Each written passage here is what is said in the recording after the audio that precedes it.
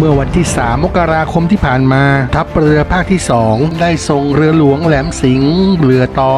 229 ออกทำภารกิจช่วยเหลือไต่เรือประมงชื่อโชคพรชัย 1 ที่มีอาการปวดท้องเนื่องจากมีเลือดออกในทางเดินปัสสาวะต้องกลับเข้าฝั่งเพื่อไปทำการรักษาโดยด่วน โดยเรือประมงลำนี้นะครับทำการประมงอยู่บริเวณตะวันตกเฉียงเหนือระยะทางประมาณ 70 กิโลเมตรจากปากร่องน้ำสงขลาโดยเรือต่อ 229 นะครับได้เข้าทำการช่วยเหลือและส่งต่อไปรักษาพยาบาลที่โรงพยาบาลสงขลาได้อย่างปลอดภัยส่วนการแจ้งเหตุด่วนเหตุร้ายในทะเลนะครับสามารถแจ้งได้ที่